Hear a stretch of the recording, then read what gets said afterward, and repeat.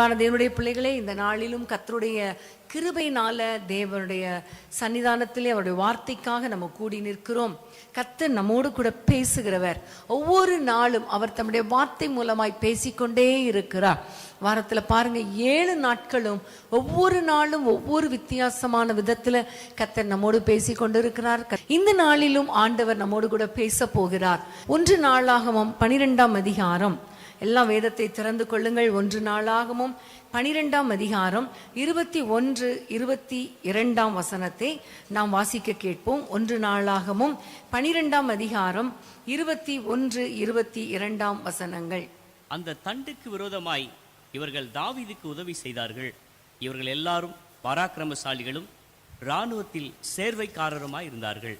அக்காலத்திலே நாளுக்கு நாள் தாவீதுக்கு உதவி செய்யும் மனுஷர் அவனிடத்தில் வந்து சேர்ந்தபடியால் அவர்கள் தேவ சேனையைப் போல மகா சேனையானார்கள். ஆமென், ஹல்லேலூயா.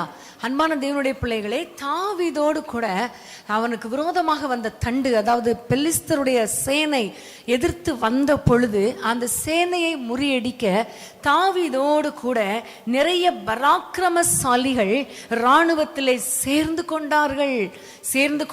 வேதம் சொல்லுகிறது, நாளுக்கு நாள் ஒவ்வொரு நாளும் உதவி செய்யக்கூடிய மனுஷர்கள், அதாவது அந்த பராக்கிரமசாலிகள் சேர்ந்து கொண்டே இருந்தார்களாம். அவர்கள் எப்படி இருந்தார்கள்? தேவ சேனை போல பெரிய சேனையாயிருந்தார்கள். ஆமென், ஹல்லேலூயா. அன்பான தேவனுடைய பிள்ளைகளே, அந்த நாட்களில் பெலிஸ்தர்கள் தாவீதுக்கு விரோதமாய் வந்தார்கள். அவர்களில் நின்று இஸ்ரவேல் ஜனங்களை ரட்சிக்கும்படி, யுத்தம் பண்ணும்படி கர்த்தருடைய கிருபையினால நிறைய பராக்கிரமசாலிகள் தாவீதோடு கூட சேர்ந்து கொண்டார்கள். அவர்கள் தேவ சேனை போல பெரிதாயிருந்தார்கள் என்று நம்ம பார்க்கிறோம். அன்பான தேவனுடைய பிள்ளைகளே, இன்றைக்கு தேவன் நம்மிடத்தில் எதிர்பார்க்கிற காரியம் என்ன தெரியுமா? நாமும் பராக்கிரமசாலிகளை போல ஆண்டவரோடு கூட இணைந்து செயல்பட வேண்டும். நம்முடைய சேனை ஒரு பெரிதாய் இருக்க வேண்டும் என்று ஆண்டவர் எதிர்பார்க்கிறார். ஹல்லேலூயா. பெலிஸ்தர் என்று சொல்லும் பொழுது இந்த உலகத்தில் பிசாசின் கிரியைகளோடு நமக்கு போராட்டம் உண்டு.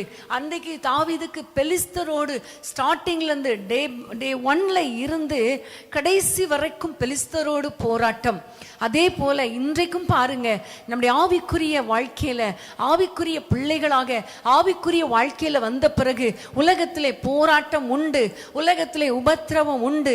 எபேசியர் 6ஆம் அதிகாரம் 12ஆம் வசனத்துல நம்ம பார்க்கிறோம், மாம்சத்தோடு இரத்தத்தோடு அல்ல.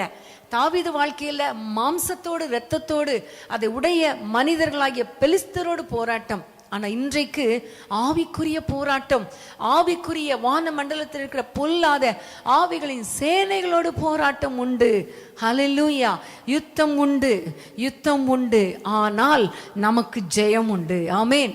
சொல்லுங்க பார்க்கலாம். யுத்தம் உண்டு, ஆனால் ஜெயம் உண்டு. போராட்டம் உண்டு, ஆனால் வெற்றி உண்டு.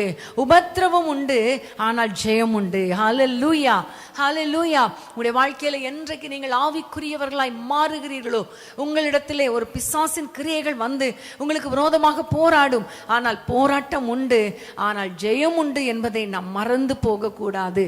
எபேசியர் 6ஆம் அதிகாரம் அப்படியே நாம் 13ஆம் வசனத்துக்கு நேராக நம்ம போகும் பொழுது, வாசிக்கும் பொழுது அந்த வசனத்தை வாசிக்கலாமா? எபேசியர் 6:13. ஆகையால் தீங்கு நாளிலே அவைகளை நீங்கள் எதிர்க்கவும் சகலத்தையும் செய்து முடித்தவர்களாய் நிற்கவும் திராணியுள்ளவர்களாகும்படிக்கு தேவனுடைய சர்வாயுத வர்க்கத்தையும் எடுத்துக்கொள்ளுங்கள். தேவனுடைய சர்வாயுத வர்க்கத்தை எடுத்துக்கொள்ளுங்கள். ஒரு போராட்டம் உண்டுனா அதுக்கு போராடக்கூடிய பராக்கிரமசாலிகள் தேவை.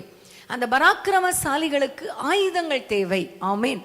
ஆயுதம் இல்லாமல் களத்தில் வந்து நிற்க முடியாது. ஆயுதங்கள் தேவை. வேதம் சொல்லுகிறது சர்வாயுத வர்க்கம். அந்த நாட்கள்ல ஈட்டி எல்லாம் வச்சிருந்தாங்க, பட்டயம், கேடகம் எல்லாம் வச்சிருந்தாங்க. ஆனா இந்த நாட்கள்ல ஆவிக்குரியவர்களாகிய நம்முடைய வாழ்க்கையில நமக்கு போராட்டத்தை மேற்கொள்வதற்கு சர்வாயுத வர்க்கம் தேவை. ஆமென். அதுதான் 2 கொரிந்தியர் 10ஆம் அதிகாரம் 4ஆம் வசனத்துல வாசிக்கலாமா? 2 கொரிந்தியர் 10:4. எங்களுடைய போராயுதங்கள் மாம்சத்துக்கு ஏற்றவர்களாய் இராமல் அரண்களை நிர்மூலமாக்குகிறதற்கு தேவ பலமுள்ளவர்களாய் இருக்கிறது. ஆமென். தேவ பலமுள்ளவைகள். நம்முடைய போர் ஆயுதங்கள் எப்படிப்பட்டது? தேவ பலன் உள்ளவைகள். காரணம் என்னன்னா, அதே அதிகாரத்தின் 3ஆம் வசனத்தை வாசிப்போம். 3ஆம் வசனம். நாங்கள் மாம்சத்தில் நடக்கிறவர்களாய் இருந்தும் மாம்சத்தின்படி போர் செய்கிறவர்கள் அல்ல. ஆமென், ஹல்லேலூயா. அன்பான தேவனுடைய பிள்ளைகளே, இன்னைக்கு நம்ம மாம்சத்தில் தான் இருக்கிறோம், மாம்சத்தில் நடந்து கொண்டு இருக்கிறோம், மாம்சத்தில் வாழ்ந்து கொண்டு இருக்கிறோம். ஆனா ஆண்டவர் நமக்கு சொல்லுகிற காரியம், நம்முடைய போராட்டம் மாம்சத்தின்படி கிடையாது. நாம் மாம்சத்தின்படி போர் செய்கிறவர்கள் அல்ல. எங்கள் போராயுதங்கள் அரண்களை நிர்மூலமாக்குகிறதற்கு தேவ பலம் உள்ளதாய் இருக்கிறது. ஆமென், ஹல்லேலூயா. இந்த நாள்ல இருந்து நமக்கு ஆண்டவர் கொடுக்கிற ஒரு டாபிக் என்ன தெரியுமா? நம் மாம்சத்துக்குரியவர்கள் அல்ல, ஆவிக்குரிய சேனை. ஆமென். ஆவிக்குரியவர்கள். நாம் ஆவிக்குரியவர்களாய் நடந்து கொள்ள வேண்டும். ஆவிக்குரிய மனிதன் எப்படி இருப்பான் என்பதை குறித்து ஒவ்வொரு நாளும் தொடர்ந்து தேவனுடைய வார்த்தைகளை கேட்க போகிறோம். உங்களோடு கூட பகிர்ந்து கொள்ளுகிற ஒரு வார்த்தை, ஆவிக்குரிய பராக்கிரமசாலிகள். சத்ருவின் கிரியைகளை அழிக்கிற, அந்த மாம்சத்தில் இருந்தாலும் ஆவியின்படி போர் செய்கிற ஆவிக்குரிய பராக்கிரமசாலிகளாக கர்த்தர் நம் ஒவ்வொருவரையும் கர்த்தர் தெரிந்தெடுத்திருக்கிறார். நாம் ஒவ்வொருவரும் நாளுக்கு நாள் ஒரு தேவ சேனை போல, மகா பெரிய சேனை போல எழுந்து தேவனோடு இணைந்து நாம் யுத்தம் பண்ண வேண்டும். பிசாசுக்கு விரோதமாக ஆவியில நம்ம யுத்தம் பண்ண வேண்டும். ஆமென். கிதியோனை பார்த்து ஆண்டவர் சொன்னார், பராக்கிரமசாலியே, கர்த்தர் உன்னோடு கூட இருக்கிறார் என்று சொன்னார். அப்போ நீ எழும்பு, மீதியானியரோடு கூட யுத்தம் பண்ணு என்று சொன்ன பொழுது கிதியோனிடத்தில் இருந்த ஆயுதம் என்ன தெரியுமா? ஒரு பானை, ஒரு மண் பானை, உடைச்சா உடைஞ்சிரும் அப்படிப்பட்ட ஒரு மண்பானை, அதுக்குள்ள ஒரு தீவட்டி, கையில ஒரு எக்காளம், அவ்வளவுதான். ஈட்டி இல்லை, எதுவுமே இல்லை. ஏனென்றால் நம்முடைய ஆண்டவர் ஈட்டினாலும் பட்டயத்தினாலும் மாத்திரம் ரட்சிக்கிறவர் கிடையாது. அவர் அரண்களை நிர்மூலமாக்குற அந்த பலனுடையவர், நமக்கு பலன் கொடுக்கிறவர். அந்த மட்பாண்டம் தான். மட்பாண்டத்தை உடைத்த பொழுது உள்ள இருந்த தீவெட்டி தெரிந்தது. அதுதான் மட்பாண்டமாகிய நம்முடைய சரீரத்துக்குள்ளே ஆவியானவர் கொடுத்த அந்த விலையேறப்பெற்ற அபிஷேகமாகிய பொக்கிஷம். அந்த பொக்கிஷத்தை வைத்து நம்ம யுத்தம் பண்ண வேண்டும். ஆமென், ஹல்லேலூயா. நம்ம மாம்சத்தின்படி போர் செய்கிறவர்கள் கிடையாது, ஆவிக்குரிய பராக்கிரமசாலிகள். ஆவிக்குரிய பராக்கிரமசாலிகள். இன்னைக்கு ஆவிக்குரியவர்களாகிய நாம் சத்ருவின் கிரியைகளை எதிர்த்து யுத்தம் பண்ண வேண்டும். தேவ பலத்தோடு யுத்தம் பண்ண வேண்டும். ஆனா எப்படிப்பட்ட யுத்தம் பண்ணணும், எப்படிப்பட்ட பராக்கிரமசாலியாய் நாம் வாழ வேண்டும் என்பதை இன்றைக்கு ஆண்டவர் நமக்கு கற்றுக் கொடுக்க போகிறார். கொஞ்சம் வேகமாக தேவனுடைய வார்த்தையை நான் கொண்டு வந்தாலும், ஏனென்றால் சரியான நேரத்துக்கு உங்களுக்கு நான் முடிக்கணும் இல்லையா? ஆனாலும் கர்த்தர் நம்மோடு கூட பேச போகிறார், உங்களோடு இடைபட போகிறார். நீங்கள் குறித்து வைத்துக் கொள்ளுங்கள். திரும்பவும் ஒரு முறை இந்த செய்தியை நீங்க கேளுங்க. ரொம்ப முக்கியமான ஒரு சப்ஜெக்ட். ஆமென். ஆவிக்குரிய பராக்கிரமசாலிகள் அல்லது ஆவிக்குரிய போர் வீரர்கள், ஆவிக்கேற்றபடி யுத்தம் பண்ணுகிற ஆவிக்குரிய போர் வீரர்களாகிய நாம் எப்படி யுத்தம் பண்ண வேண்டும்? வேதத்தை திருப்பிக் கொள்ளுங்கள். 2 சாமுவேல் 23ஆம் அதிகாரம். எல்லாம் திருப்பிக் கொள்வீங்களா? 2 சாமுவேல் 23ஆம் அதிகாரம் 8ஆம் வசனம். 2 சாமுவேல் 23:8. தாவீதுக்கு இருந்த பராக்கிரமசாலிகளின் நாமங்களாவன, தக்கமோனியின் குமாரனாகிய யோசேப் செபேத் என்பவன் சேர்வைக்காரரின் தலைவன். இவன் 800 பேர்களின் மேல் விழுந்து அவர்களை ஒருமிக்க வெட்டி போட்ட அதினோயஸ்னி ஊரானானவன். இங்க பார்க்கிறோம், தாவீதுக்கு இருந்த பராக்கிரமசாலிகளுடைய லிஸ்ட் பெருசா இருக்குது. பராக்கிரமசாலிகளுடைய எண்ணிக்கை பெருசா இருக்குது. ஆனா சில பராக்கிரமசாலிகளை மாத்திரம் பெயர் சொல்லி அவருடைய பற்றி எழுதப்பட்டிருக்கிறது என்றால் அவங்க கண்டிப்பா முக்கியமானவங்களா தான் இருப்பாங்க இல்லையா? ஆகவே இன்றைக்கு ஒரு வித்தியாசமான தலைப்புல நீங்க பார்க்க போறீங்க. இந்த பராக்கிரமசாலிகள் யார், ஏன் அவருடைய பெயர் வேதத்துல எழுதப்பட்டு இருக்கிறது? அப்படியானால் என்னை குறித்தும் கர்த்தர் ஒரு திட்டம் வைத்திருக்கிறாரே, நானும் அதே போல ஒரு பராக்கிரமசாலியாக சத்ருவின் கிரியைகளை எதிர்த்து நான் யுத்தம் பண்ணணுமே என்கிற ஒரு எண்ணத்தோடு கூட நீங்க இந்த செய்தியை கேட்க போறீங்க. இதுல பார்க்கிறோம் யோசேப்பா செபேத். பேசுறதுக்கு சொல்றதுக்கு கூட கொஞ்சம் கஷ்டமா தான் இருக்கு. இதெல்லாம் நம்ம சிலருக்கு, ஒரு சிலருக்கு இதெல்லாம் வாஸ்தவமா இந்த பகுதியை அப்படிங்கிறதே சந்தேகமா இருக்கலாம். பரவாயில்ல. இங்க பார்க்கிறோம், இந்த யோசேப்பா செபேத் என்ற ஒரு மனிதன், அவன் ஒரு பராக்கிரமசாலி, தாவீதுக்கு இருந்த பராக்கிரமசாலிகளில் ஒருவன். அவனை குறித்து ஒரு ஸ்பெஷலா சொல்லப்பட்ட காரியத்தை நாம் பார்க்கும் பொழுது, இவன் 800 பேர்களின் மேல் விழுந்து அவர்களை ஒருமிக்க வெட்டி போட்டான். யோசேப்பா செபேத் என்பவன், அவன் எல்லா மனிதர்கள், அவருக்கு விரோதமான சத்துருக்கள் மேல விழுந்து அவர்களை வெட்டி போட்டான். இதுல ஒரே ஒரு வார்த்தையை மாத்திரம் நான் உங்களுக்காக சொல்ல விரும்புகிறேன். விழுந்து விழுந்து கிடந்த ஒரு மனிதன். ஆமென். அவன் சத்துருக்களை வெட்டி போடுவதற்காக அவன் விழுந்து வெட்டி போட்டான். ஆமென். பொதுவா பாருங்க, வெட்டுறதுனா எப்படி, நின்றுட்டு தான் வெட்டுவாங்கல்ல, அப்படி ஓடி போய் வெட்டலாம், அப்படி சுழட்டி வெட்டலாம். ஆனா இங்க பார்க்கிறோம், விழுந்து அவன் வெட்டி போட்டான். ஆமென். இதுல இருந்து நம்ம அறிந்து கொள்ள வேண்டிய ஒரு முக்கியமான காரியம், நம்ம பராக்கிரமசாலிகளா இருக்கணும்னா, சாத்தானை ஓட ஓட துரத்தணும்னா, அவனுடைய கிரியைகளை முறியடிக்கணும்னா, ஃபர்ஸ்ட் குவாலிட்டி நம்ம தேவ சமூகத்துல விழுந்து கிடக்கிறவர்களா இருக்க வேண்டும். ஆமென். ஹல்லேலூயா. நம்ம விழுந்து கிடக்கிற ஒரு அனுபவம். இதை சொன்ன உடனே உங்களுக்கு யார் ஞாபகம் வருதோ இல்லையோ, யோசுவா ஞாபகம் வரும்னு நினைக்கிறேன். யோசுவாவுக்கு நேராக வேதத்தை திருப்பிக் கொள்ளுங்கள். 7ஆம் அதிகாரம் 6ஆம் வசனத்தை நம்ம வாசிப்போம். யோசுவா 7:6 வசனம். அப்பொழுது யோசுவா தன் வஸ்திரங்களை கிழித்துக் கொண்டு அவனும் இஸ்ரவேலின் மூப்பரும் சாயங்காலம் மட்டும் கர்த்தரின் பெட்டிக்கு முன்பாக தரையிலே முகங்குப்புற விழுந்து தங்கள் தலைகளின் மேல் புழுதியை போட்டு கொண்டு கிடந்தார்கள். இங்க பார்க்கிறோம், யோசுவா கர்த்தருடைய பெட்டிக்கு முன்பாக, அதாவது கர்த்தருடைய சமூகத்துக்கு முன்பாக தரையில விழுந்து கிடந்தான். விழுந்து கிடந்தான். காரணம் நமக்கு தெரியும், ஒரு பெரிய தோல்வி வந்து விட்டது. ஆயி பட்டணத்துக்கு முன்பாக தோல்வி. அது வரைக்கும் எப்பொழுது யோசுவா எழும்பினானோ மோசேக்கு பிறகு, அதுக்கப்புறம் அப்படியே யோர்தானை கடந்தார்கள், எரிகோவை கடந்தார்கள். அவ்வளோ ஸ்மூத்தா போயிட்டு இருந்த அந்த வாழ்க்கையில ஆயி பட்டணத்துக்கு முன்பாக அவர்கள் ஒரு தோல்வியை சந்தித்த பொழுது அவன் விழுந்து கிடந்தான் என்று நம்ம பார்க்கிறோம்.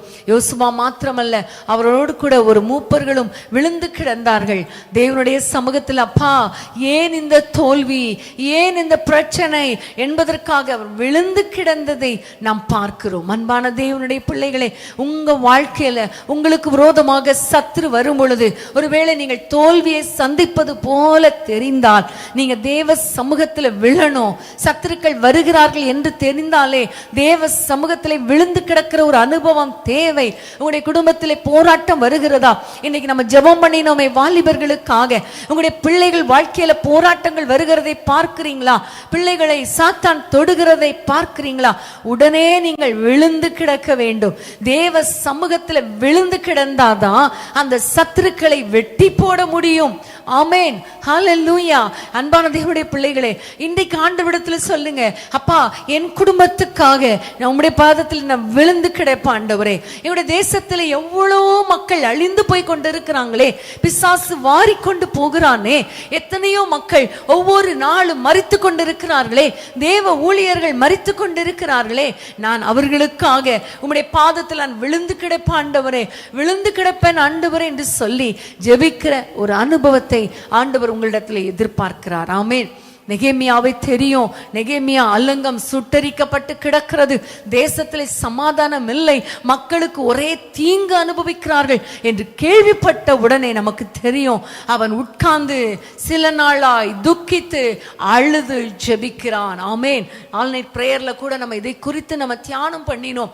அன்பான தேவனுடைய பிள்ளைகளே, நம்முடைய தேசத்தில் இருக்கிற பிரச்சனைகள், தேசத்தில் இருக்கிற செய்திகள், நம்ம கேள்விப்படுகிற காரியங்கள், இவைகள் எல்லாம் பார்க்கும் பொழுது விழுந்து கிடக்கிற மனிதர்களை கர்த்தர் தேடிக்கொண்டிருக்கிறார். ஆமென். ஆமென். ஹல்லேலூயா. விழுந்து கிடக்கிறவர்கள் கர்த்தருக்கு தேவை. தேவ பிரசன்னத்தில் விழுந்து கிடக்கிறவர்கள் கர்த்தருக்கு தேவை. சத்துருவை அழிப்பதற்கு முன்பாக தேவ சமூகத்தில் விழுந்து கிடக்கிற ஒரு கூட்டத்தை, ஒரு சேனையை ஆண்டவர் இன்றைக்கு தேடிக்கொண்டிருக்கிறார். இன்னைக்கு ஆண்டவரை பார்த்து சொல்லுவோம், அப்பா, அந்த யோசேப்பா செபேத் போல, அந்த பராக்கிரமசாலியை போல இன்னைக்கு நான் விழுந்து கிடக்க என்னை அர்ப்பணிக்கிறேன் அப்பா, விழுந்து கிடக்க அர்ப்பணிக்கிறேன் அப்பா. தோல்விக்கான காரணத்தை கண்டறிய ஒரு பக்கம் தேவ சமூகத்துல விழணும். இன்னொரு பக்கம் உலகத்துல நடக்கிற அநியாயங்களுக்காக தேவ சமூகத்துல விழணும். இன்னொரு பக்கம் பாத்தீங்கன்னா மொர்தெகாயை குறித்து சொல்லப்பட்டிருக்கிறது. அவனுக்கு தெரிகிறது சூசான் அரண்மனையில ஒரு சட்டம் இயற்றப்பட்டிருக்கிறது, யூத ஜனங்கள் கொலை செய்யப்பட போகிறார்கள் என்கிற ஒரு செய்தி அவனுடைய காதுகள்ல விழுந்த பொழுது ரெட்டுடுத்தினவனாய் வாசல்ல, அரண்மனை வாசல்ல விழுந்து கிடந்ததை நாம் பார்க்கிறோம். மொர்தெகாய் விழுந்து கிடந்தான். அன்பான தேவனுடைய பிள்ளைகளை, இன்றைக்கு ஆண்டவரை பார்த்து சொல்லுங்க, அப்பா உலகத்தில் நடக்கிற போராட்டங்கள், அநேகர் நினைக்கிறீங்க நம்ம வீட்டில் சேஃபா இருக்கிறோம். நானும் நிறைய பார்த்துட்டேன். நிறைய பிரச்சனைகள் எல்லாம் அவங்க வீட்டுக்கு எல்லைக்குள்ள வருகிற வரைக்கும் யாருக்குமே பிரச்சனையா தெரியல. ஆனா எல்லைக்குள்ள வரும் பொழுதுதான் அன்பான தேவனுடைய பிள்ளைகளே, எல்லா மனிதர்களும் நம்முடைய சகோதர சகோதரிகள், அவர்கள் இந்துவா இருக்கலாம், மற்ற மதத்தை சேர்ந்தவர்களா இருக்கலாம். ஆனா நம்முடைய தேசத்துல இவ்வளவு பெரிய போராட்டம் வந்து கொண்டிருக்கிறதே, நேரத்தில் விழுந்து கிடக்க வேண்டுமே, விழுந்து கிடக்க வேண்டுமே. இன்னைக்கு வாரத்துல ஒரு நாள் உபவாசித்து ஜெபிக்க அர்ப்பணிங்க. ஆன்லைன் பிரேயர்ல ஒரு சகோதரன் பாஸ்டர் கல்யாண்குமார் சொன்னாங்களே, இரவு நேரத்துல தேவனோடு கூட சஞ்சரிக்க அர்ப்பணிங்க. தேவனுடைய சமூகத்துல விழுந்து கிடந்த, அப்பா என்னுடைய தவறுகள் என்ன, என் குடும்பத்தின் ஆசீர்வாதத்துக்கு நான் தடையா இருக்கிறேனா, என்னுடைய தவறுகள் என்ன, விழுந்து கிடந்து காரணத்தை கண்டறியுங்க. ஹல்லேலூயா. அன்பான தேவனுடைய பிள்ளைகளே, இன்றைக்கு நீங்க விழுந்து கிடக்கிறவர்களாய் மாறணும். தேவ சமூகத்துல விழணும். தேவ சமூகத்துல விழுந்து மன்றாடி ஜெபித்து விசாரித்து கர்த்தரை நோக்கி பார்க்கும் பொழுது எவ்வளவு சேனையாய் பிசாசு எழும்பினாலும், எவ்வளவாய் அவன் கிரியை செய்தாலும் அவனை வெட்டி போட, அழித்து போட ஒரு சத்துவத்தை கர்த்தர் நமக்கு கொடுப்பார். ஆமென். ஹல்லேலூயா, ஹல்லேலூயா. அடுத்ததாக நம்ம வாசிக்க போற வசனம் அதே அதிகாரம் 1 சாமுவேல் 23ஆம் அதிகாரம் 10ஆம் வசனத்தை நம்ம வாசிக்கலாமா? 10ஆம் வசனம். இவன் எழும்பி தன் கை சலித்து தன் கை பட்டயத்தோடு ஒட்டி கொள்ளும் மட்டும் பெலிஸ்தரை வெட்டினான். 9ஆம் வசனம் 9ஆம் வசனத்தை சேர்த்து வாசித்துருங்களேன். இவனுக்கு இரண்டாவது அகோயின் குமாரனாகிய தோதோவின் மகன் எலெயாசர் என்பவன். இவன் பெலிஸ்தர் யுத்தத்துக்கு கூடின ஸ்தலத்திலே இஸ்ரவேல் மனுஷர் போகையில் தாவீதோட இருந்து பெலிஸ்தரை நிந்தித்த 3 பராக்கிரமசாலிகளில் ஒருவனாயிருந்தான். இவன் எழும்பி தன் கை சலித்து தன் கை பட்டயத்தோடு ஒட்டி கொள்ளும் மட்டும் பெலிஸ்தரை வெட்டினான். அன்றைய தினம் கர்த்தர் பெரிய ரட்சிப்பை நடப்பித்தார். ஜனங்கள் கொள்ளையிட மாத்திரம் அவனை பின் சென்றார். அன்றைய தினம் கர்த்தர் பெரிய ரட்சிப்பை நடத்தினார். ஆமென். ஹல்லேலூயா. இன்றைய தினம் என்றால் அந்த எலெயாசார் என்ற 2வது பராக்கிரமசாலி தேவனுடைய சமூகத்துல பார்க்கிறோம். அவன் எழும்பினான். பெலிஸ்தர் வந்த பொழுது அவர்களை வெட்டி போடும்படி அவன் எழும்பினான் என்று பார்க்கிறோம். ஆமென். விழுந்து கிடக்கிற ஒரு காலம், விழுந்து கிடக்கிற ஒரு அனுபவம் ஒரு பக்கம் இருக்கணும் நமக்கு. அதே வேளையில எழும்ப வேண்டிய நேரத்துல நம்ம எழும்பணும். இந்த மனிதனை குறித்து சொல்லப்பட்டிருக்கிறது, அவன் எழும்பி ஹல்லேலூயா தன்னுடைய கை சலித்து போகும் மட்டும், தளர்ந்து போகும் மட்டும் பெலிஸ்தரை வெட்டினான் என்று பார்க்கிறோம். பட்டயத்தினால வெட்டினான் என்று பார்க்கிறோம். ஆமென். ஹல்லேலூயா. எழும்புகிற ஒரு அனுபவம், எழும்புகிற ஒரு அனுபவம் நம்ம எல்லாருக்கும் தெரியும். தெபோராளை குறித்து சொல்லப்பட்டிருக்கிறது. 5ஆம் அதிகாரம் நியாயாதிபதிகள் 5ஆம் அதிகாரம் 7ஆம் வசனத்தை வாசிக்கலாமா? நியாயாதிபதிகள் 5ஆம் அதிகாரம் 7ஆம் வசனம். தெபோராளாகிய நான் எழும்பும் அளவும் இஸ்ரவேலிலே நான் தாயாக எழும்பும் அளவும் கிராமங்கள் பாழாய் போயின. இஸ்ரவேலின் கிராமங்கள் பாழாய் போயின. தெபோராளாகிய நான் எழும்பும் அளவும் நான் தாயாக எழும்பும் அளவும். ஆமென். ஹல்லேலூயா. தாயாக எழும்பும் அளவும் இந்த தெபோராள் எழும்பினாள். அங்கு கிராமங்கள் பாழாய் போய் கொண்டிருக்கிறது. கானானியர்கள் ஒடுக்கி கொண்டிருக்கிறார்கள் இஸ்ரவேலரை. அந்த சூழ்நிலையில அவள், நம்ம பார்க்கிறோம், அவள் உட்கார்ந்து நியாய விசாரணை பண்ணி கொண்டிருந்தவள். ஒரு ஜட்ஜ், எவ்வளவு பெரிய பொசிஷன், உட்கார்ந்து நியாய விசாரணை பண்ணி கொண்டிருக்கிறாள். நிறைய ஜனங்கள் அவளிடத்திலே வருகிறார்கள். ஆனா ஒரு நேரம் வந்த பொழுது நான் இன்னும் இப்படி உட்கார்ந்துட்டு இருந்த அர்த்தமே கிடையாது. நான் எழும்பணும், தாயாக எழும்பணும், இந்த சேனைக்கு முன்பாக நான் எழும்பணும் என்று சொல்லி அவள் எழும்பினாள். அவள் சொல்லுகிறாள், நான் எழும்பின பிறகு கிராமங்கள் பாழாய் போகவில்லை, நான் எழும்பின பிறகு கிராமங்கள் செழிப்பாய் மாறினது. அன்பான தேவனுடைய பிள்ளைகளே, நீங்க எழும்புகிற வரைக்கும் நம்முடைய தேசத்துல இப்படிதான் பிரச்சனைகள் இருக்கும். நீங்கள் எழும்புகிற வரைக்கும் உங்க குடும்பத்துல இப்படிதான் பிரச்சனைகள் இருக்கும். ஆனா இன்றைக்கு நீங்க எழும்புங்க, எழும்பணும். ஹல்லேலூயா. ஏசாயா 52 அதிகாரம் 1 வசனத்தை வாசிக்கிறோம். எழும்பு எழும்பு சீயோனே, உன் வல்லமையை தரித்துக்கொள். எழும்பு சீயோனே, உன் வல்லமையை தரித்துக்கொள். இன்னைக்கு உங்களுக்கு நேராக ஒரு அழைப்பு வருகிறது. எழும்புங்க. எவ்வளவு காலம்தான் உலகத்தோடு உலகமாய் வாழ்ந்து கொண்டிருக்கிறது? எவ்வளவு காலம்தான் வீட்டிலேயே உட்கார்ந்து கொண்டு இருப்பது? எவ்வளவு காலம்தான் அப்படியே ஜாலியா சாப்பிட்டு சாப்பிட்டு சாப்பிட்டு தூங்கி கொண்டு இருப்பது? இன்னைக்கு நீங்க எழும்புங்க, இன்னைக்கு எழும்புங்க, வல்லமையை தரித்து கொள்ளுங்க. அது மாத்திரமல்ல, தூசியை உதறி விட்டு எழும்பு. தூசிதான் நம்மளை எழும்ப விடாதபடி தடுப்பது, தூசிதான், டஸ்ட் தான்.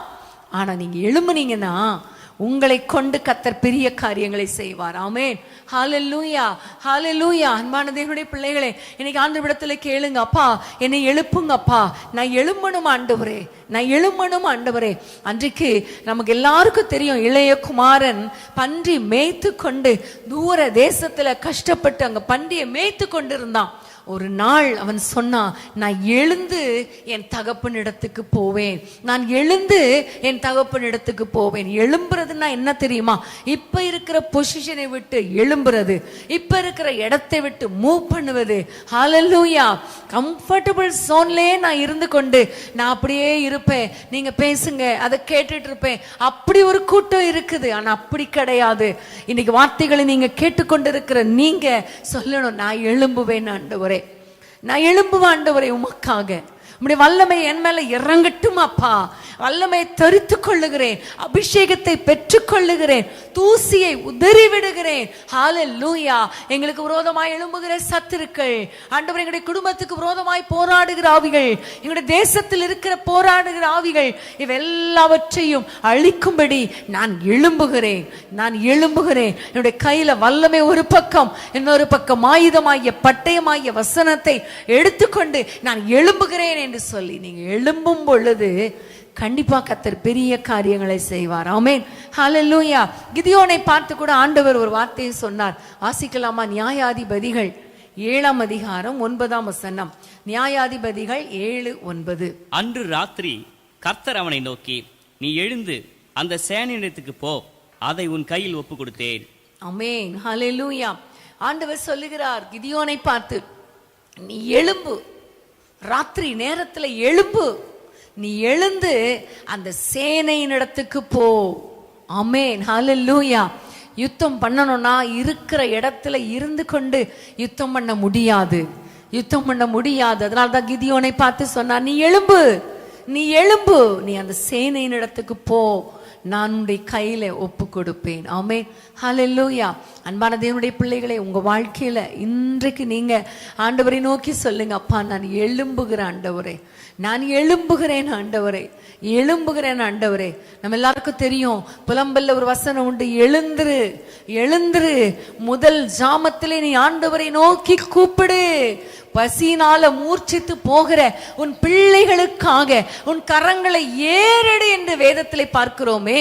இன்னைக்கு எத்தனை பேர் பசியினால கஷ்டப்படுறாங்க, எவ்வளவு போராட்டம். ஆனால் நம்ம ஜெபிக்கலாமே, நம்ம ராத்திரியில எழும்பி ஜெபிக்கலாமே, எழும்பி ஆண்டவரை நோக்கி கூப்பிடலாமே, நம்முடைய கரங்களை ஏறெடுக்கலாமே, ஆண்டவரே மனம் இறங்கும் என்று கெஞ்சலாமே. ஹல்லேலூயா. இன்னைக்கு ஆண்டவரை பார்த்து சொல்லுங்க, அப்பா நான் எழும்புகிறேன் ஆண்டவரே, நான் எழும்புகிறேன் ஐயா. அந்த எல்லையாசாரை போல நான் எழும்புகிறேன் ஆண்டவரே, நான் எழும்புகிறேன் ஆண்டவரே. ஆமென். ஹல்லேலூயா. எல்லாரும் வேதத்தை திருப்பிக் கொள்ளுங்கள், திரும்ப திருப்பிக் கொள்ளுங்கள். 1 சாமுவேல் 23 அதிகாரம் 11-12 வசனத்தை வாசிப்போமா? அதே 1 சாமுவேல் 23 அதிகாரம்.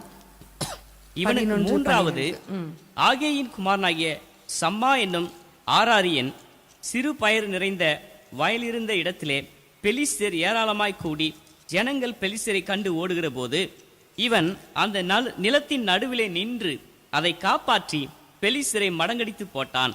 அதனால் கர்த்தர் பெரிய ரட்சிப்பை நடப்பித்தார். ஆமென், ஹல்லேலூயா. அதனால் கர்த்தர் பெரிய ரட்சிப்பை நடப்பித்தார். ஆமென், ஹல்லேலூயா. ஒரு மனிதனின் நிமித்தம் கர்த்தர் தேசத்துக்கே ஒரு பெரிய ரட்சிப்பை கர்த்தர் கொடுக்கிறார். ஆமென், ஹல்லேலூயா. உண்மையிலே நீங்க யோசிக்கணும், ஆண்டவரே என் நிமித்தம் ஆண்டவரே ஒரு பிரயோஜனமே இல்லையே, ஆனா இன்னைக்கு நான் ஆண்டவரே உம்முடைய சமூகத்துல விழுந்து கிடக்கிறேன் அப்பா, ஆண்டவரே நான் எழும்புகிறேன் அப்பா என்று ஆண்டவருடைய கரத்துல ஒப்பு கொடுங்கள். நீங்க எழும்புறதுனால ஒரு நம்முடைய தேசத்துல ஒரு பெரிய பாதிப்பு உண்டாக்க முடியும். ஆமென். நீங்க இருக்கிற இடங்கள்ல இருக்கிற குடும்பத்துல ஒரு பெரிய பாதிப்பை உண்டாக்க முடியும், ஒரு பெரிய ரட்சிப்பை உண்டாக்க முடியும். காரணம், நீங்க எழும்புனீங்கன்னா, நீங்க விழுந்து கிடந்தீங்கன்னா கர்த்தர் கிரியை செய்வார். ஆமென், ஹல்லேலூயா. அன்னைக்கு எசேக்கியா ராஜா கூட ஆண்டவரை நோக்கி ஆண்டவருடைய ஆலயத்துல விழுந்து கிடந்த பொழுது ஆண்டவர் ஒரு தூதனை அனுப்பி அசீரியரின் பாளையத்தையே வெட்டி போட்டாரே, அற்புதங்களை செய்தாரே. அதே தேவன் இன்றைக்கும் ஜீவிக்கிறார். ஆண்டவரே நான் விழுந்து கிடக்கிறேன்னு சொல்லுங்க. அந்த யோசேப்பா செபேத்தை போல நான் விழுந்து கிடக்கிறேன்னு சொல்லுங்க. எலியாசாரை போல நான் எழுந்து நிற்கிறேன் அப்பா, நான் எழுந்து நிற்கிறேன் அப்பா என்று நீங்க சொல்லுங்க. இப்ப பார்க்கிறோம், சம்மா என்ற ஒரு மனிதன், ஒரு பராக்கிரமசாலி. இந்த பராக்கிரமசாலியை குறித்து பார்க்கிறோம், அவன் நடுவுல நின்றான். அவன் நின்றான். ஆமென். எங்க நின்றான்? நடுவுல நின்றான். இன்னைக்கு நிறைய பேருக்கு நடுவுல நிற்க ஆசை. எப்படி சென்டர் ஆஃப் அட்ராக்ஷன் சொல்லுவாங்க இல்லையா, என்ன எல்லாரும் பார்க்கணும், என்ன அழகா பார்க்கணும், அப்படி அதுக்காகவே ஒரு ஃபங்க்ஷன் அப்படின்னா இஷ்டத்துக்கு பேசிட்டு இருப்பாங்க, சம்மந்தம் இல்லாம பேசுவாங்க, சிரிப்பாங்க, அங்க போவாங்க, இங்க போவாங்க, வருவாங்க போவாங்க. ஏன்னா அவங்களுக்கு ஒரு ஆசை, நான் தான் இந்த கூட்டத்துடைய சென்டர் ஆஃப் அட்ராக்ஷனா நான் தான் நிற்கணும் அப்படின்னு நினைப்பாங்க. அதனாலதான் அவங்க அப்படிலாம் செய்வாங்க. ஆனா ஆண்டவர் அப்படிப்பட்ட மனிதர்களை தேடல, அப்படிப்பட்ட மனிதர்களை தேடல. இஸ்ரவேல் ஜனங்களுக்கும் பெலிஸ்தருக்கும் சத்துருக்களுக்கும் நடுவாக நிற்கிற ஒரு மனிதனை கர்த்தர் தேடிக்கொண்டிருக்கிறார். ஹல்லேலூயா. நிற்கிற ஒரு அனுபவம். ஆமென். இந்த பராக்கிரமசாலி சம்மா, ஆவிக்குரிய பராக்கிரமசாலி, அது போல எப்படி இருக்கணும்னா நடுவுல நிக்கணும். ஆமென். இன்னைக்கு பிரச்சனை கண்டு ஓடி போயிடுறோம். கிதியோனை பத்தி தெரியும், நம்ம வாசித்தோம், தியானம் பண்ணினோம் கடந்த நாட்கள்ல. கர்த்தர் கூட இருக்கிறார் அப்படிங்கிற சப்ஜெக்ட்ல எல்லாரும் ஓடி போயிட்டாங்க. எல்லாரும் மீதியானியரை பார்த்து ஓடி போய் மலைகளுக்குள்ள குகைகளுக்குள்ள ஒளிந்து கொண்டானார்கள். ஆனால் இந்த கிதியோன் மாத்திரம் நின்றான், போரடித்தான். ஹல்லேலூயா. அன்பான தேவனுடைய பிள்ளைகளே, இன்னைக்கு இந்த சம்மாவை போல நிற்கிற ஒரு பராக்கிரமசாலியை கர்த்தர் உங்களிடத்துல தேடிக்கொண்டிருக்கிறார். நிக்கணும், நிக்கணும். என்ன வந்தாலும் பரவாயில்ல, நான் தேவனுக்காக நிற்பேன். ஒரு வைராக்கியமான ஒரு கூட்டம், நான் எழும்புவேன். ஆமென். ஒரு பக்கம், இன்னொரு பக்கம் நான் நிற்பேன். ஹல்லேலூயா. எனக்கு முன்பாக பெலிஸ்தர் வரலாம், எனக்கு முன்பாக கானானியர் வரலாம், எனக்கு முன்பாக பிசாசு படையெடுத்து வரலாம், ஆனால் நான் நிற்பேன். ஹல்லேலூயா.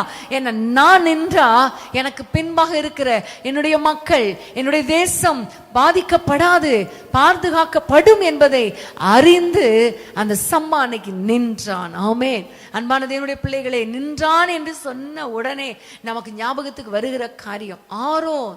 மோசே சொல்லுகிறான், வாதை அன்றைக்கு வந்த பொழுது மக்கள் செத்து கொண்டிருக்கிறார்கள். அந்த நேரத்துல ஆரோனை பார்த்து சொல்லுகிறான், தூப கலசத்துல தூபத்தை எடுத்துக்கொண்டு வந்து இங்க வந்து தூப வர்க்கத்தை செலுத்து, ஜனங்களுக்கும் நடுவுல நில் என்று சொன்ன பொழுது அப்படியே வந்து நின்றான் ஆரோன். நின்ற பொழுது அந்த வசனம் சொல்லுகிறது, உயிரோடு இருக்கிறவர்களுக்கும் மரித்தவர்களுக்கும் நடுவாக நின்றான். ஆமென். செத்தவர்களுக்கும் உயிரோடு இருக்கிறவர்களுக்கும் நடுவே நின்ற பொழுது வாதை நிறுத்தப்பட்டது. இன்னைக்கு நிற்கிறவங்க, நடுவுல நிற்கிறவங்க தேவை. எத்தனையோ பேர் தங்கள் ஓட்டத்தை முடித்து விட்டாங்க, எத்தனையோ பேர் உயிருக்கு போராடிட்டு இருக்காங்க, எத்தனையோ பேர் பயந்து ஒளிந்து கொண்டு இருக்கிறாங்க. இந்த கூட்டத்துக்கு நடுவுல கர்த்தர் எதிர்பார்க்கிற ஒரு பராக்கிரமசாலி என்ன செய்யணும்? நிற்கணும். தேவனுடைய சமூகத்துல உயிரோடு இருக்கிறவர்களுக்கும் செத்தவர்களுக்கும் நடுவாக நிற்கணும். போதும் ஆண்டவரே, இந்த வாதை போதும் ஆண்டவரே, நிறுத்துங்கப்பா என்று சொல்லி ஜெபிக்கிற ஒரு கூட்டத்தை, ஒரு ஆசாரிய கூட்டத்தை கர்த்தர் எதிர்பார்த்து கொண்டிருக்கிறார். எதிர்பார்த்து கொண்டிருக்கிறார். இன்னைக்கு நிற்க உங்களை அர்ப்பணிங்க, நிற்க அர்ப்பணிங்க. நம்ம எல்லாருக்கும் தெரியும், யோசுவா 3ஆம் அதிகாரம் 8ஆம் வசனத்தை வாசிப்போமா? யோசுவா 3:8. யோசுவா 3ஆம் அதிகாரம் 8ஆம் வசனம். உடன்படிக்கை பெட்டியை சுமக்கிற ஆசாரியரை பார்த்து, நீங்கள் யோர்தான் தண்ணீர் ஓரத்தில் சேரும்போது யோர்தானில் நில்லுங்கள் என்று கட்டளையிடுவாயாக என்றார். நம்ம எல்லாருக்கும் தெரியும் இந்த சம்பவம். யோர்தான் புரண்டு ஓடிக்கொண்டிருக்கிறது. அதை கடந்தால்தான் கானானை சுதந்திரிக்க முடியும். அப்படிப்பட்ட சூழ்நிலையில ஆண்டவர் யோசுவா மூலமாக ஆசாரியர்களுக்கு சொன்ன ஒரு காரியம்தான், யோர்தான்ல நில்லுங்கள். ஆமென். யோர்தான்ல நில்லுங்கள். ஹல்லேலூயா. அது மாத்திரமல்ல, அந்த அந்த அதிகாரத்தின் 17ஆம் வசனத்தை வாசிப்போமா? 17ஆம் வசனம். அதே அதிகாரம். சகல ஜனங்களும் யோர்தானை கடந்து தீருமளவும் கர்த்தருடைய உடன்படிக்கை பெட்டியை சுமக்கிற ஆசாரியர்கள் யோர்தானின் நடுவிலே தண்ணீர் இல்லாத தரையிலே காலூன்றி நிற்கும் போது இஸ்ரவேலர் எல்லாரும் தண்ணீரற்ற உலர்ந்த தரை வழியாய் கடந்து போனார்கள். ஆமென். சகல ஜனங்களும் யோர்தானை கடந்து தீருமளவும் ஆசாரியர்கள் யோர்தான் நடுவுல நின்றார்கள். ஆமென். ஹல்லேலூயா. அன்பான தேவனுடைய பிள்ளைகள், ஏன் இவர்கள் நின்றார்கள் என்றால், சகல ஜனங்களும் இந்த யோர்தானை கடந்து தீருமளவும். நான் இருக்கிற ஆண்டவரே, எசேக்கியேல் 37ஆம் அதிகாரத்துல ஒரு அருமையான வார்த்தை. அந்த எலும்புகள் நிறைந்த பள்ளத்தாக்குல இந்த எசேக்கியேல் தீர்க்கதரிசி நின்றார். கர்த்தர் அவரை கொண்டு போனார், நின்றார். அந்த எலும்புகளை பார்த்தா நாற்றம் அடிக்கிற எலும்புகள், அந்த பயங்கரமான உலர்ந்து போன எலும்புகள். அங்க எசேக்கியேல் தீர்க்கதரிசி நின்றார். நின்று தீர்க்க தரிசனம் உரைத்த பொழுது 10ஆம் வசனம் சொல்லுகிறது, அந்த பள்ளத்தாக்கிலே எசேக்கியேல் தீர்க்கதரிசி நின்று தீர்க்க தரிசனம் உரைத்த பொழுது ஆவி அவர்களுக்குள்ள வந்தது. அப்பொழுது அவர்கள் உயிரடைந்து காலூன்றி மகா பெரிய தீர்க்கதரிசி சேனையாய் நின்றார்கள். ஆமென். இன்னைக்கு ஏன் நமக்கு ஆண்டவர் அபிஷேகத்தை கொடுத்திருக்கிறார்? ஏன் இன்றைக்கு இந்த செய்தியை கேட்க வைக்கிறார்? ஏன் நமக்கு வார்த்தைகளை கொடுத்திருக்கிறார் தெரியுமா? படுத்து கிடக்கிற நிறைய பேரை எழும்பி காலூன்றி நிற்க செய்வதற்காக. ஆமென். நாங்க பேசுகிற வார்த்தை உங்களை திடப்படுத்துகிறது. நீங்க பேசுகிற வார்த்தை இன்னொருத்தரை திடப்படுத்தும். இன்னொருத்தருக்கு வார்த்தைகளை சொல்லுங்க. இந்த நிகழ்ச்சிகளை ஃபார்வர்ட் பண்ணுங்க. அதுவே நீங்க நிக்கிறதுக்கு அடையாளம். நீங்க நிக்கிறதுக்கு அடையாளம். அது அவர்களையும் மற்றவர்களையும், எலும்புகள் உலர்ந்து போன நிலைமையில நம்பிக்கையற்ற சூழ்நிலைகளை இருந்த மக்களை எழும்பி நிற்க வைப்பது மாத்திரமல்ல, அவர்களும் ஒரு மகா பெரிய சேனையாய் பராக்கிரமசாலிகளாய் மாறுவார்கள். ஆமென். ஹல்லேலூயா. இன்னைக்கு அன்பான தேவனுடைய பிள்ளைகளே, இன்னைக்கு நான் நிற்ப ஆண்டவரேன்னு சொல்லுங்க. நான் நிற்ப ஆண்டவரே, நான் நிற்கிற ஆண்டவரே, நிற்கிற ஆண்டவரே, நான் நிற்கிற ஆண்டவரே. ஆண்டவரே, உமக்கும் ஜனங்களுக்கும் நடுவாக நிற்கிறேன். செத்தவர்களுக்கும் ஆண்டவரே, உயிரோடு இருக்கிறவர்களுக்கும் நடுவாக நிற்கிறேன். எல்லா ஜனங்களும் ஆண்டவரே இதை கடந்து தீரு மட்டும் நான் நிற்கிறேன். அது மாத்திரமல்ல, விழுந்து கிடக்கிற மக்களை காலூன்றி நிற்க வைக்கத்தக்கதாக, அவர்களும் மகா பெரிய சேனையாய் எழும்பத்தக்கதாக அவர்களுக்காக நான் நிற்கிற ஆண்டவரே, அவர்களுக்காக நிற்கிற ஆண்டவரே. இப்படிப்பட்ட சம்மாக்களை கர்த்தர் தேடிக்கொண்டிருக்கிறார், தேடிக்கொண்டிருக்கிறார். இன்னைக்கு ஆண்டவரை பார்த்து நம்ம ஒப்பு கொடுக்க போறோம். எல்லாரும் ஒப்பு கொடுக்க போறோம். கண்களை மூடிக்கொள்ளுங்க. ஆண்டவரை நோக்கி பாருங்க. ஆண்டவரே, விழுந்து கிடக்க வேண்டிய நேரத்துல நான் விழுந்து கிடக்க என்னை அர்ப்பணிக்கிறேன். யோசேப்பா சபேத் போல, அந்த பராக்கிரமசாலியை போல நான் விழுந்து கிடக்க அர்ப்பணிக்கிறேன்ப்பா. எத்தனை நாள் உபவாசிக்க சொல்றீங்க? எவ்வளவு நேரம் ஜெபிக்க சொல்றீங்க? நான் விழுந்து கிடக்கிற ஆண்டவரே, அப்பா மக்களுக்காக மன்றாடி ஜெபிக்க என்னை அர்ப்பணிக்கிறேன் ஆண்டவரே. அது மாத்திரமல்ல, எலியாசாரை போல ஆண்டவரே நான் எழும்புகிற ஆண்டவரே.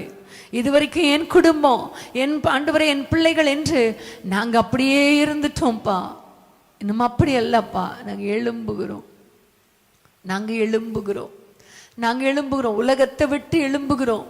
தூசிய உதறி விட்டு எழும்புகிறோம் ஆண்டவரே. எபேசியர் 5ஆம் அதிகாரத்துல வாசிக்கிறோமே, தூக்கத்தை விட்டு எழும்புகிறோம், தூக்கத்தை விட்டு எழும்பு, அப்பொழுது கிறிஸ்து உன்னை பிரகாசிப்பிப்பார்.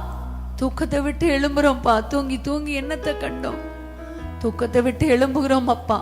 உலகத்தை விட்டு எழும்புகிறோம் அப்பா. குடும்பம் குடும்பம் குடும்பம் குடும்பம்னு ஆண்டவரே அதுக்கே வாழ்ந்துட்டு இருக்கோமே. இப்ப தேசத்துக்காக உமக்காக எழும்புகிறோம் ஆண்டவரே, எழும்புகிறோம் ஆண்டவரே.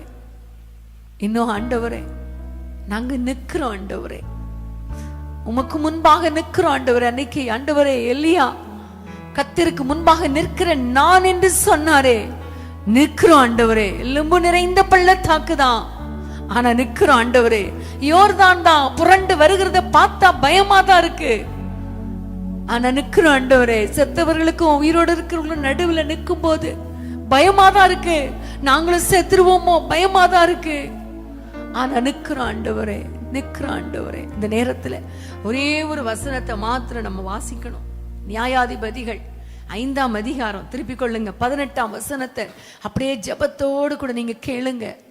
நியாயாதிபதிகள் 5:18ஆம் வசனம். செபுலோனும் நப்தலியும் போர்க்களத்து முனையிலே தங்கள் உயிரை எண்ணாமல் மரணத்துக்கும் துணிந்து நின்றார்கள். ஆமென். இங்க பார்க்கிறோம், செபுலோனும் நப்தலியும் போர்க்களத்து முனையில தங்கள் உயிரை பார்க்காமல் துணிந்து, மரணத்துக்கு துணிந்து நின்றார்கள். ஆமென்.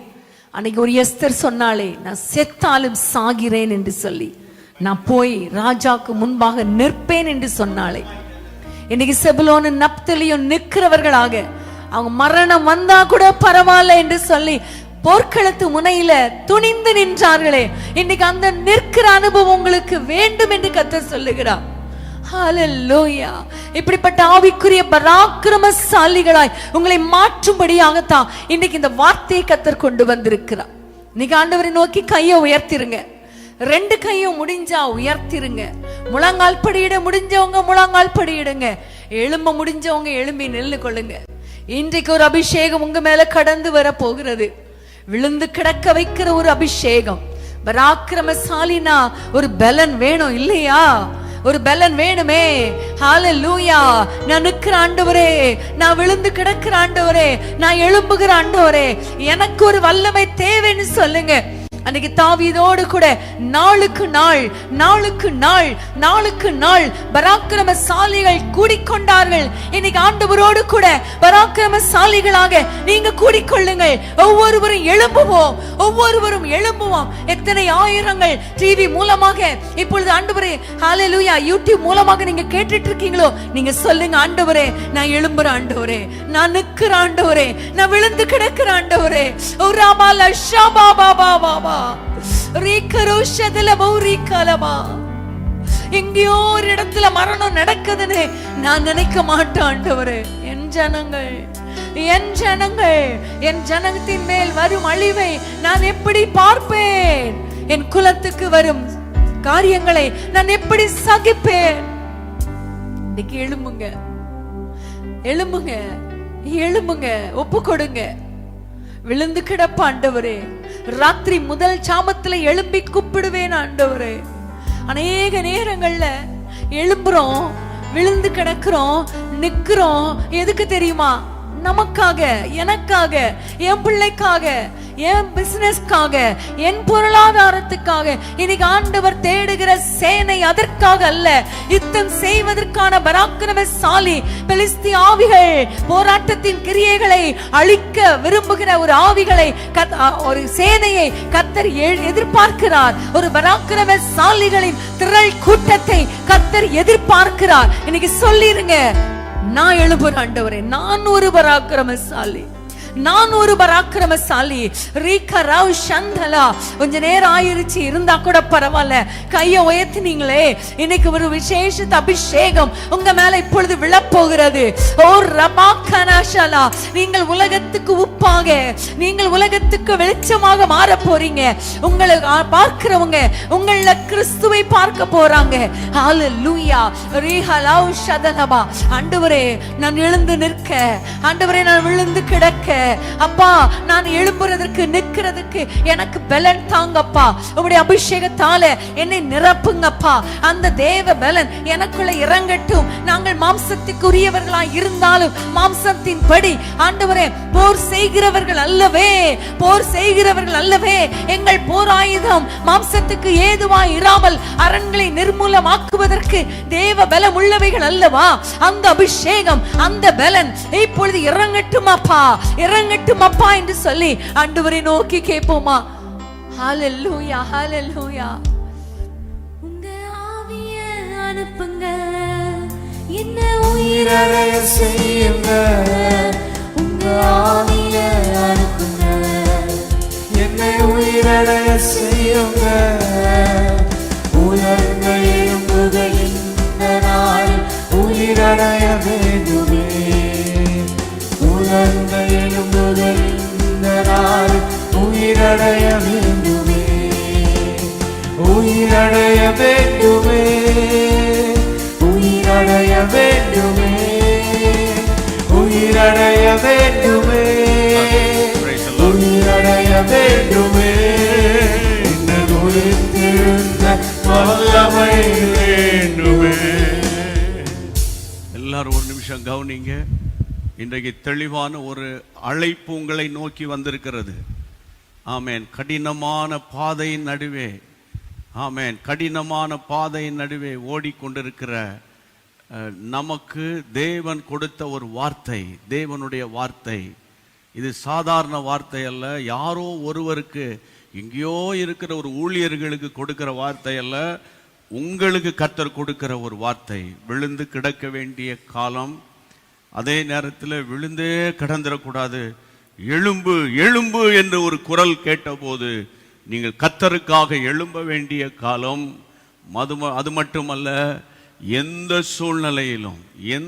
சூழ்நிலையிலும் நம்ம தேவனுடைய ராஜ்யத்தின் கட்டுமான பணிக்காக நிற்க வேண்டிய ஆட்களை தேவன் தேடுகிறார். ஆமேன்.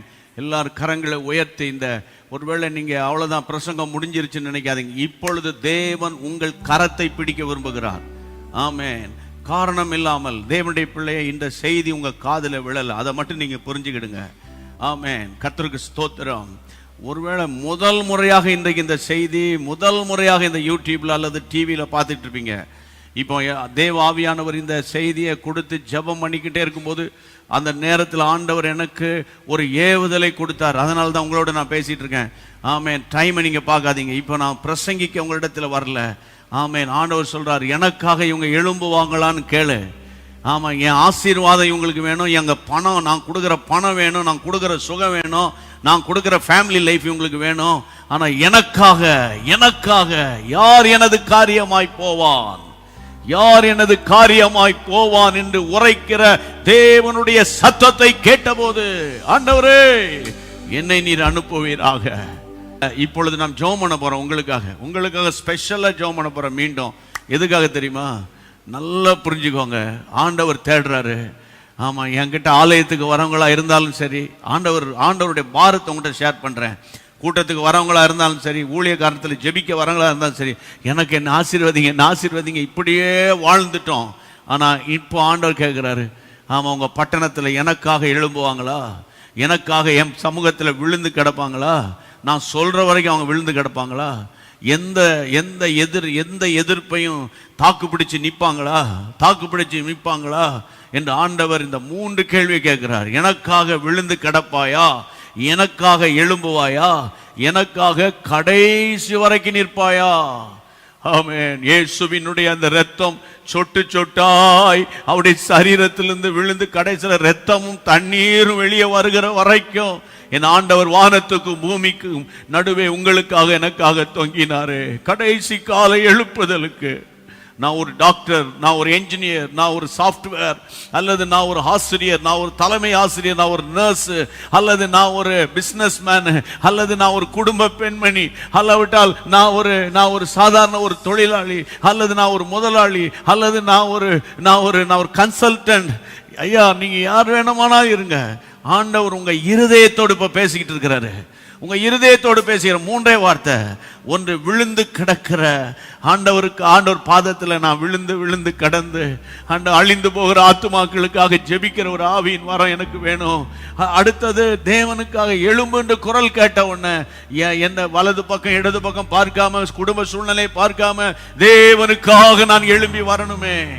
மூன்றாவது, கடைசி வரைக்கும் நிற்கணுமே.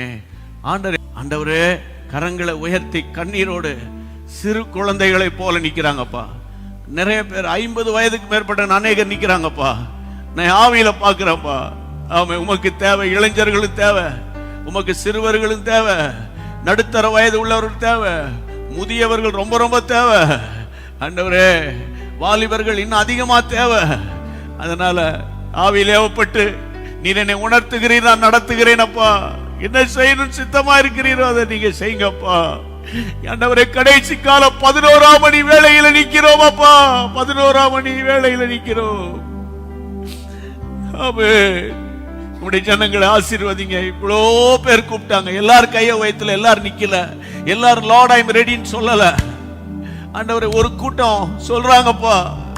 அந்த பிள்ளைகளை உருவாக்கிருங்கப்பா, உருவாக்கிருங்கப்பா, உருவாக்கிருங்க. உடைய பரிசுத்த நாம மகிமைப்படட்டும்.